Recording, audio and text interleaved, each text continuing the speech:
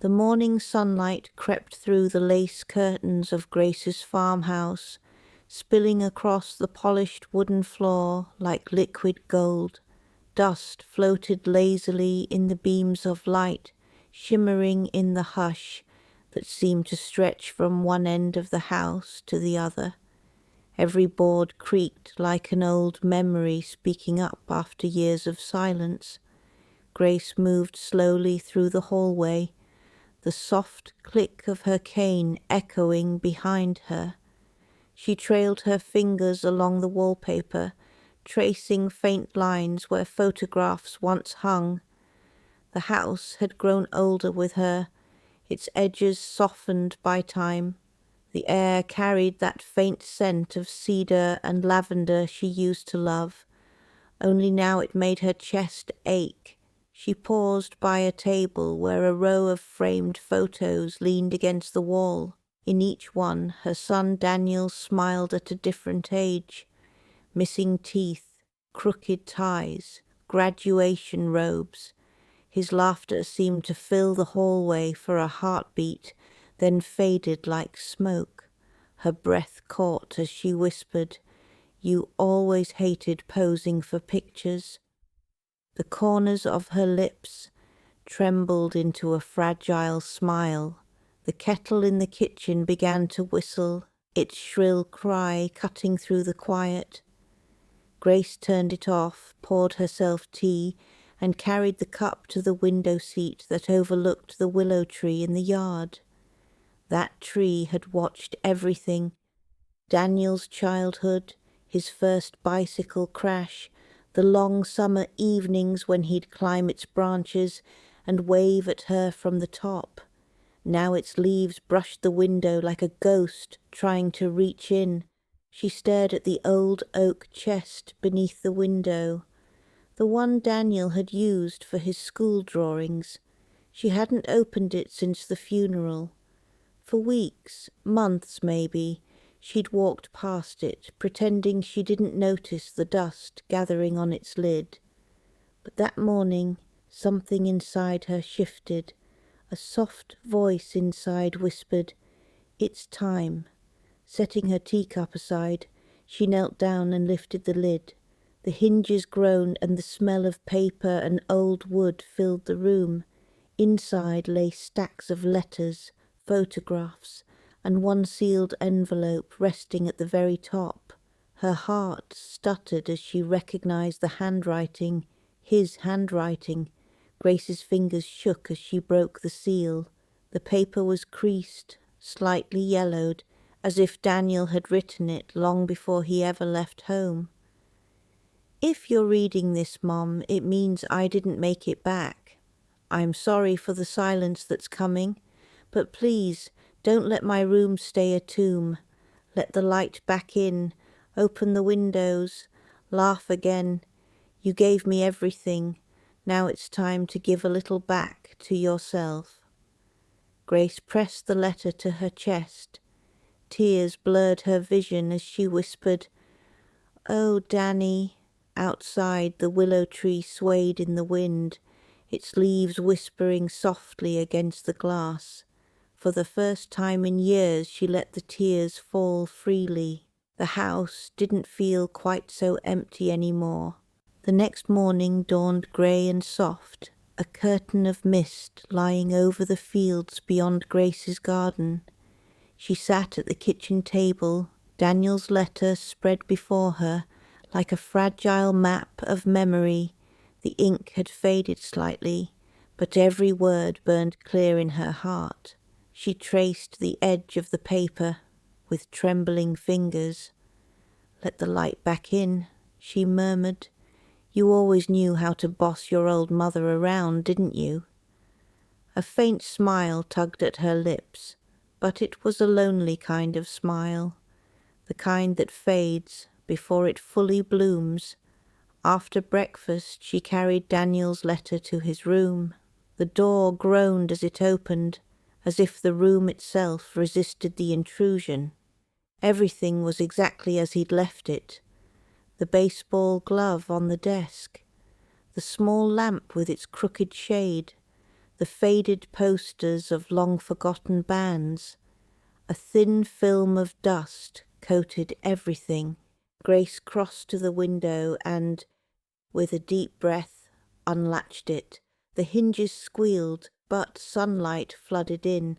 The air smelled like spring rain and wild lilacs. For a long time she just stood there, eyes closed, letting the warmth touch her face. Then came the sound, faint at first, a rhythm of footsteps on gravel. Someone was walking up the long path to the house. She frowned, peering through the glass. A tall man approached, slowly, his steps uncertain. His clothes were travel-worn. Jeans, a brown jacket, a cap pulled low over silver hair. When he reached the gate, he hesitated, as if unsure whether to open it. Grace's heart fluttered. She hadn't seen him in decades, but she knew that posture, that way of standing slightly to the side, as if he were giving the world room to breathe. She stepped onto the porch. "Randall." The man looked up, startled. "Grace." His voice cracked like an old record. "It's been a long time." For a heartbeat, neither of them moved. The air between them was thick with everything unspoken. The years, the distance, the memories of shared laughter and quiet regrets. "I heard about Daniel," Randall said finally. His voice was low, full of something rough and aching. "I should have come sooner. I just didn't know how." Grace swallowed hard, gripping the edge of the railing. "You're here now," she said softly. Randall nodded, his eyes glistening. "He was a good boy, Grace. The best I ever knew."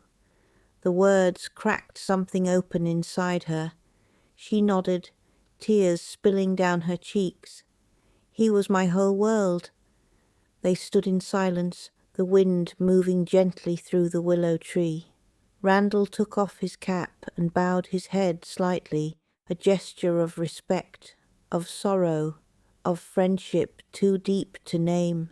"Can I come in?" he asked quietly. Grace hesitated, then opened the door wide. "You always could." As Randall stepped inside, the faint scent of sawdust and rain followed him. For the first time in years, another voice echoed through Grace's house, and the silence at last began to break. Randall showed up the next morning, before the sun had fully climbed over the hills. Grace heard the rumble of his old pickup truck before she saw it. When she opened the front door, he was standing there with a toolbox in one hand and a paper bag in the other. "Brought breakfast," he said with a sheepish grin. "Didn't know if you still liked blueberry muffins." Grace blinked in surprise. "You remembered?" "Hard to forget. You used to bake them every Sunday for half the neighborhood." She laughed softly, a sound she hadn't made in a long while. "Come in then." Randall followed her inside, looking around with a quiet reverence. The house had changed, older, more fragile, yet it still held the same heart.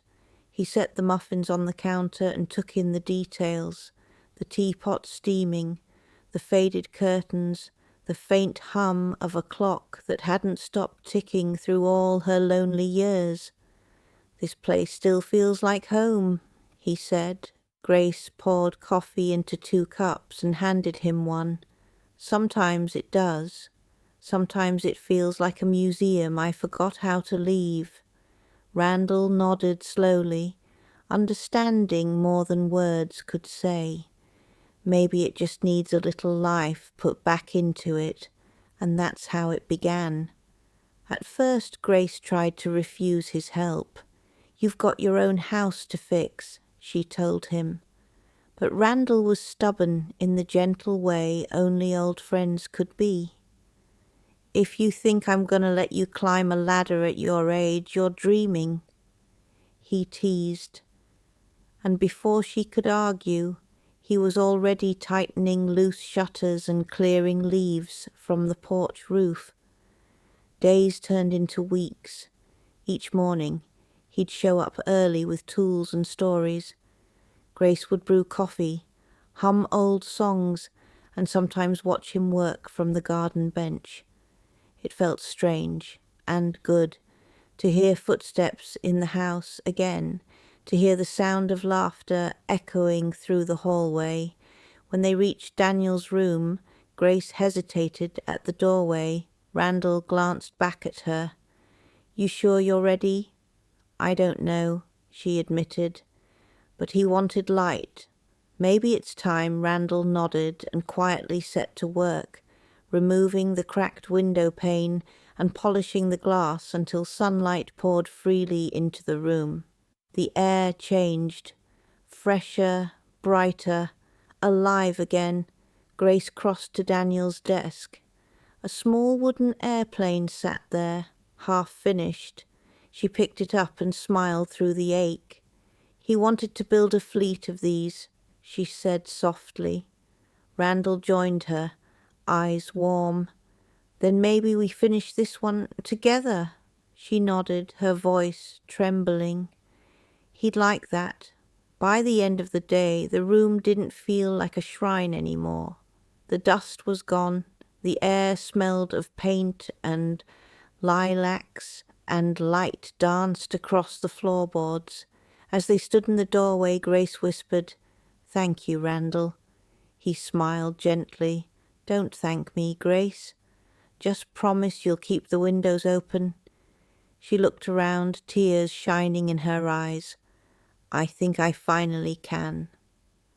Outside, the willow tree rustled softly, its branches shimmering in the afternoon sun, as if Daniel himself was whispering his approval. Spring came early that year, like a quiet promise. The last traces of winter melted from the fields, and the willow outside Grace's house shimmered with new leaves, pale, trembling, alive. Grace stood by the kitchen window one morning, watching the garden that had once been her pride. Now it was a tangle of weeds and stubborn grass, the ghost of beauty buried beneath neglect. She sighed, wrapping her shawl tighter around her shoulders. Then she heard the familiar crunch of tires on gravel.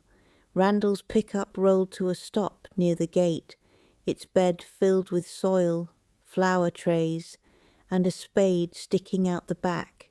She opened the door, hands on her hips. "What on earth are you up to now?" Randall grinned. "Project number 2. You can't fix a house and leave the garden dying." Grace shook her head, but a smile tugged at her lips. "You never did know how to sit still." He shrugged. "And you never did know when to ask for help." That made her laugh. Really laugh. The sound bright and clean, startling even to her own ears. So she gave in. Together they began the slow work of bringing the garden back to life. Randall turned the soil while Grace followed behind, pulling weeds and humming softly. They worked in comfortable silence, the kind that only comes when two people share old memories. The earth smelled rich and damp, and for the first time in years she felt the sun warm her back in a way that didn't feel lonely. "You always loved this garden," Randall said, pausing to wipe his brow. "It's where Daniel took his first steps," she said, smiling faintly. "He tripped right over that rose bush." Randall chuckled. "I remember. You were so worried he'd cut himself, and he just sat there, covered in dirt, laughing his head off." Grace knelt in the soil, planting a row of daisies. "He had your stubbornness. Guess that makes 2 of us," Randall said softly. As the day stretched on, the air filled with birdsong and the scent of blossoms. They planted tomatoes, marigolds, and rows of basil and thyme. Grace's hands ached by sunset, but she didn't mind. It was the ache of life, not grief. When they finally stopped, the garden looked transformed. Not perfect, but hopeful. The first touch of green against the old brown earth. Randall leaned against the fence, looking satisfied. You see that? All it needed was a little attention. Grace nodded, brushing dirt from her palms. Kind of like this old heart of mine. He turned to her, eyes warm. It was never broken, Grace. Just waiting to grow again. She smiled, and for a moment the air between them shimmered, quiet, soft, full of something unspoken but understood. That night, after Randall left, Grace stood on the porch under the stars. The garden below glowed faintly in the moonlight, alive once more. She whispered into the night, "You'd love this, Danny." And for the first time in a long while, she felt sure he heard her. The summer heat broke suddenly one evening. Dark clouds gathered over the valley, heavy and low, rolling in with the smell of rain and electricity.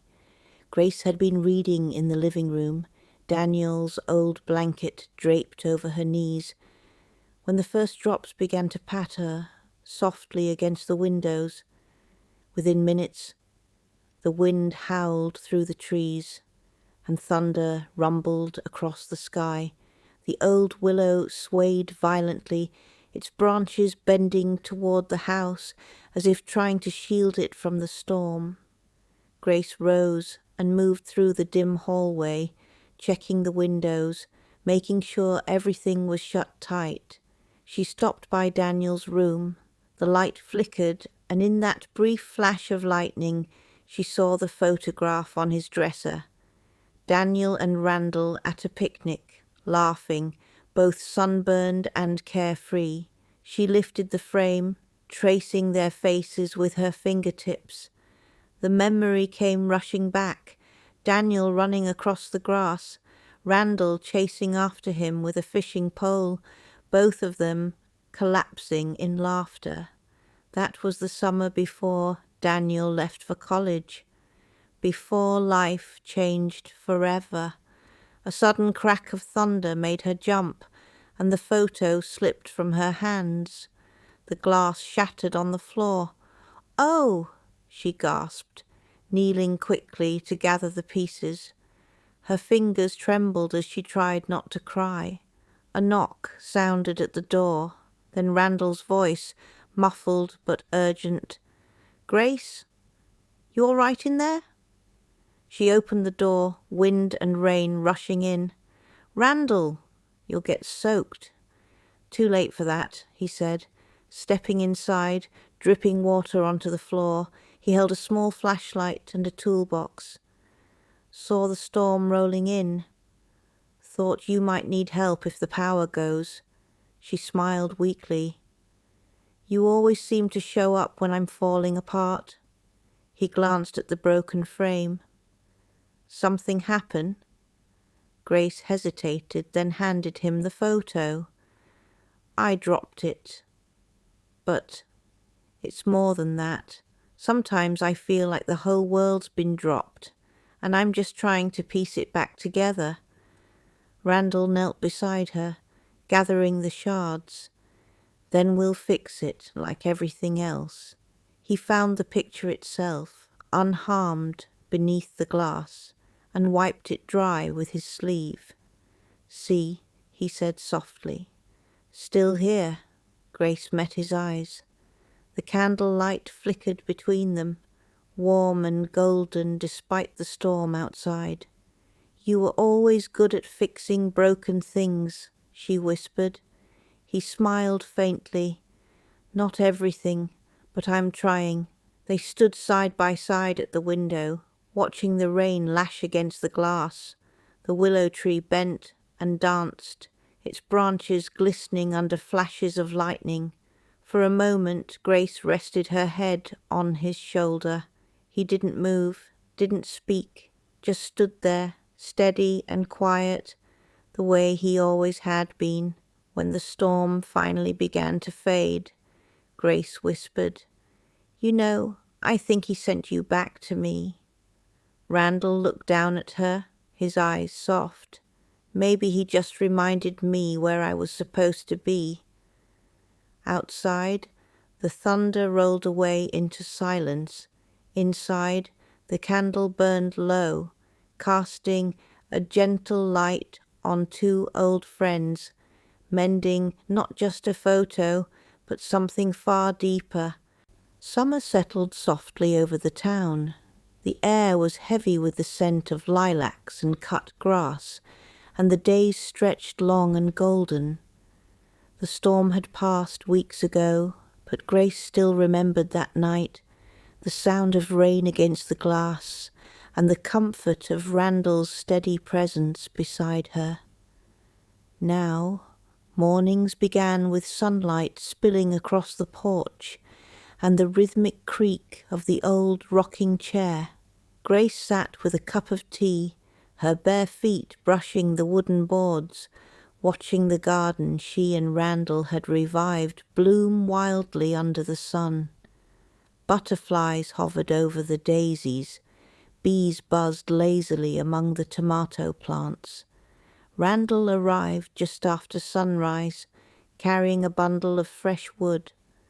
"Figured that gate could use a new hinge," he said, setting his tools down. Grace smiled. "I'm beginning to think you've adopted this house." He grinned. "Well, somebody has to make sure it doesn't fall apart before you do." She swatted at him playfully with her napkin. "Careful, or I'll hand you a broom next." They shared a laugh, the kind that came easy now, the kind that filled the air like music. Randall knelt to work on the gate, whistling softly.